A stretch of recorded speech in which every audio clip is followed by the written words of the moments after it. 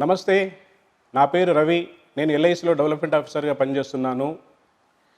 నేను ఈరోజు మీ ముందు ఇన్సూరెన్స్ యొక్క నీడ్ గురించి చెప్పబోతున్నాను. సో దీనికంటే ముందు life insurance corporation of India గురించి రెండు విషయాలు తెలుసుకుందాము.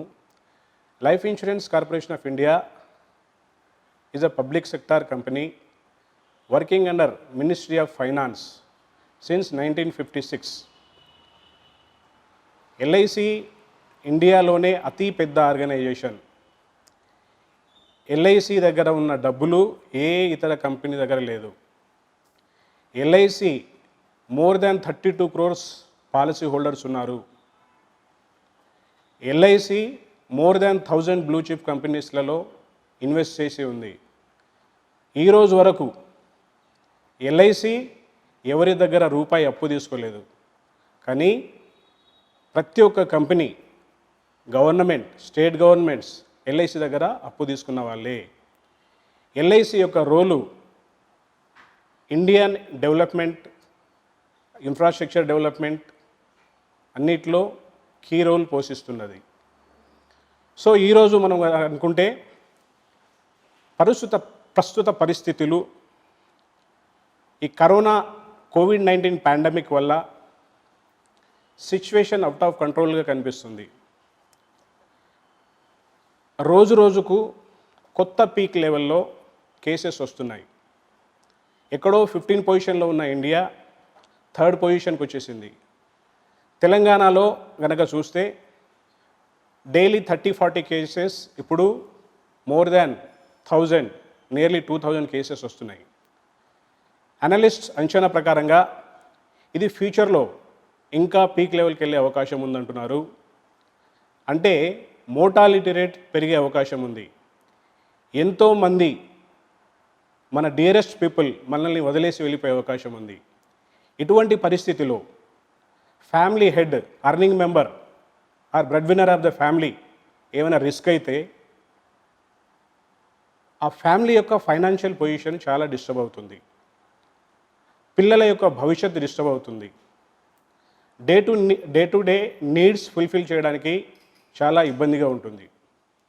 మనం చూస్తూనే ఉన్నాము, గత 2-3 months శాలరీస్ లేకపోతే ఇంత ఇబ్బంది పడుతున్నాము.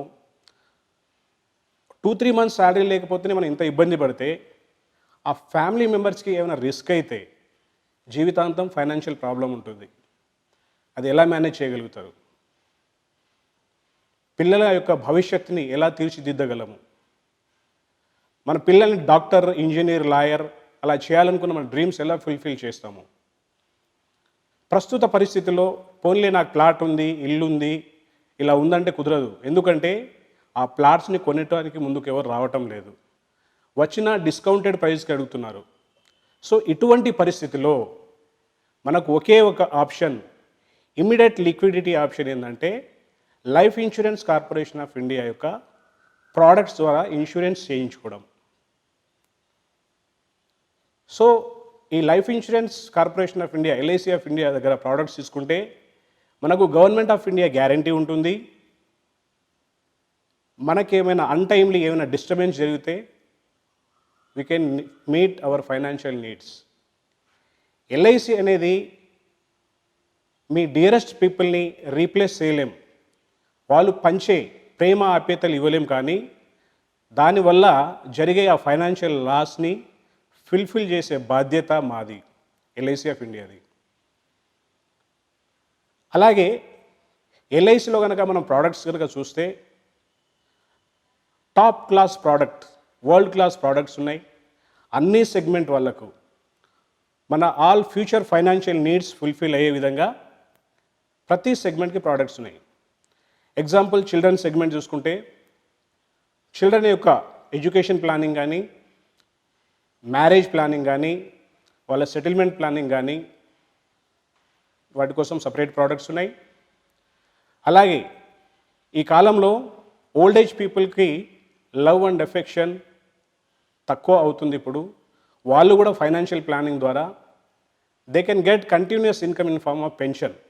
అంటే పెన్షన్ ప్రోడక్ట్స్ ఉన్నాయి, హెల్త్ ప్రోడక్ట్స్ ఉన్నాయి, టర్మ్ ప్లాన్ ఉంది, యూలిప్స్ ఉన్నాయి, అలా రకరకాలు చెప్పుకుంటూ పోతే so many products which can meet all our future financial needs and immediate financial needs కూడా.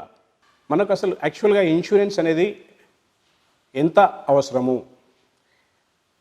ఎంత తీసుకోవాలి? ఇప్పుడు చాలామంది 1 లక్ష రూపాయల పాలసీ, ఒక 50,000 పాలసీ, ఒక 2 లక్షల పాలసీ తీసుకొని మాకు ఇన్సూరెన్స్ ఉంది అంటారు. సో అది సరిపోదు.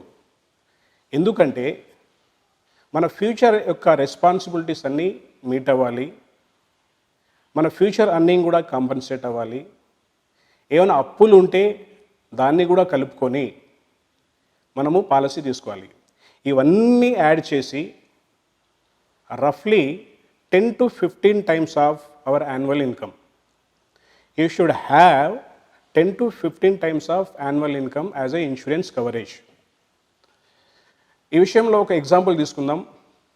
ఒక 4-wheeler ఉందనుకోండి, మీకు ఒక 20 lakhs వర్త్ 4-wheeler ఉంది. దానికి వచ్చేసి ఇన్సూరెన్స్ చేయించాలంటే మనం 20 lakhsకే చేయించాలి. దాని వాల్యూ ఎంత ఉందో అంతే చేయించాలి. 1 లక్ష రూపాయలతో చేయిస్తాను, 2 lakhs చేయిస్తానంటే ఊరుకోరు. యాజ్ పర్ రూల్ దాని యొక్క ఫైనాన్షియల్ వాల్యూ ఎంత ఉందో అంత ఇన్సూరెన్స్ చేయించాలి. సో మనం బతుకుంటే ఇట్లాంటి కార్లు ఎన్నో మనము మార్చగలము. ఆఫ్టర్ ఆల్ ఒక నాన్ లివింగ్ థింగ్కే ఫుల్ ఇన్సూరెన్స్ చేస్తున్నప్పుడు మన యొక్క ఫైనాన్షియల్ వాల్యూ ఎంత, మనకు ఎంత కావాలి? మీరు యొక్క ప్రేమ ఆప్యాయతల వాల్యూ మనం వెలగట్టలేము, కానీ ఫైనాన్షియల్ వాల్యూని మాత్రం వెలగట్టగలము. సో ఈ financial value 10 to 15 times of your annual income తీసుకోవాలి. మీ యొక్క ఫైనాన్షియల్ వాల్యూని చెప్పాలంటే మీరు ఎగ్జాంపుల్ ఒక 10 days ఇక్కడ నుంచి ఒక హైదరాబాద్ నుంచి బెంగళూరుకి వెళ్ళారనుకుందాం. You are only the earning member. So ఈ 10 days మీ ఫ్యామిలీ రన్ అవ్వడానికి ఎంత అమౌంట్ కావాలో మీ స్టాండర్డ్ ఆఫ్ లివింగ్ ప్రకారంగా మీరు మీ ఫ్యామిలీకి డబ్బులు ఇచ్చేసిపోవాలి 10 daysకి సరిపోయేటట్టు. ఎగ్జాంపుల్ ఒక 20,000 అనుకుందాం. అదే ఒక 1 month టూర్కి వెళ్ళామనుకోండి, అప్పుడు 10 అంటే 60,000 ప్లస్ మంత్ ఎండ్ తర్వాత అన్ని బిల్లులు వస్తాయి కాబట్టి, పాల బిల్లు, ఈ బిల్లు, ఆ బిల్లు అని వస్తుంది కాబట్టి అదొక 10,000 అంటే 70,000 రూపీస్ మనము ఫ్యామిలీకి ఇచ్చేసిపోవాలి. 1 month కనుక టూర్కి వెళ్తే 70,000 రూపీస్ ఇచ్చిపోవాలి. ఇదే విధంగా 1 year వెళ్ళాల్సి వచ్చింది అనుకోండి, అప్పుడు 70,000 into 12 చేస్తే 8,40,000 అరౌండ్ అంత వస్తుంది. సో అంత ఇచ్చిపోవాలి. 10 years వెళ్తే దానికి మళ్ళీ 10 times అంటే 84 lakhs ఇచ్చిపోవాలి. అలా జీవితాంతం వెళ్ళాల్సి వచ్చింది అనుకోండి, అప్పుడు ఎంత ఇవ్వాలి?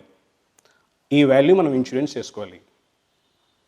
ఇన్సూరెన్స్ చేసుకోలేదనుకోండి, నాకేం కాదు అనే ధీమాతో ఉంటే ఏమైనా రిస్క్ అయితే మీ యొక్క ఫ్యామిలీ యొక్క లివింగ్ స్టాండర్డ్ డ్రాస్టిక్గా పడిపోతుంది.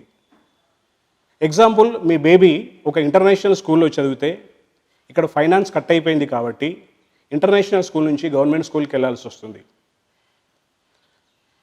మీరు ఒక 3 BHK అపార్ట్మెంట్లోనో విల్లాలో ఉన్నారనుకోండి, ఇక్కడ ఇన్కమ్ కట్ అయిపోయింది కాబట్టి వాళ్ళు సింగిల్ బెడ్రూమ్ విల్లాకి వెళ్ళిపోతారు. మీ ఓల్డ్ ఏజ్ పేరెంట్స్కి కార్పొరేట్ హాస్పిటల్లో మనం ట్రీట్మెంట్ ఇప్పిస్తూ ఉంటే ఇప్పించే స్తోమత నుంచి ఒక గవర్నమెంట్ హాస్పిటల్లో ట్రీట్మెంట్ స్థాయికి పడిపోతుంది. చిన్న చిన్న డైలీ నీడ్స్, ఎగ్జాంపుల్ ఒక లీటర్ పాలు తీసుకునే వాళ్ళు జస్ట్ ఒక 1/2 లీటర్ తీసుకొని టీ మాత్రమే పెట్టుకుంటారండి. ఎందుకంటే ఇక్కడ ఫైనాన్స్ అనేది, మీ మంత్లీ ఇన్కమ్ అనేది కట్ అయిపోయింది. సో ఈ విషయంలో మీ నెగ్లిజెన్సీ అస్సలు పనికిరాదు. మీ యొక్క హ్యూమన్ లైఫ్ వాల్యూ, మీ యొక్క ఫైనాన్షియల్ వాల్యూ ఎంత ఉందో దానికి తగ్గట్టుగా మీరు ఇన్సూరెన్స్ కంపల్సరీ తీసుకోవాలి. ఈరోజు పరిస్థితులు మన చేతుల్లో లేవు. సో రఫ్లీ 10 to 15 times of your annual income is a need of the hour. 10 to 15 times of annual income insurance coverage ఉండాలి. సో మీరు ఎల్ఐసి యొక్క ప్లాన్స్ డీటెయిల్స్ కానీ, మీ యొక్క ప్రొఫైల్కి ఏ ప్లాన్ సరిపోతుందో తెలుసుకోవాలనుకుంటే, పర్చేజ్ చేయాలనుకుంటే, న్యూ పాలసీ బై చేయాలి అనుకుంటే మీరు కాల్ చేయాల్సిన number 9849898916. Thank you very much. మరిన్ని అప్డేట్స్ కోసం STV యూట్యూబ్ ఛానల్ని సబ్స్క్రైబ్ చేసుకోండి.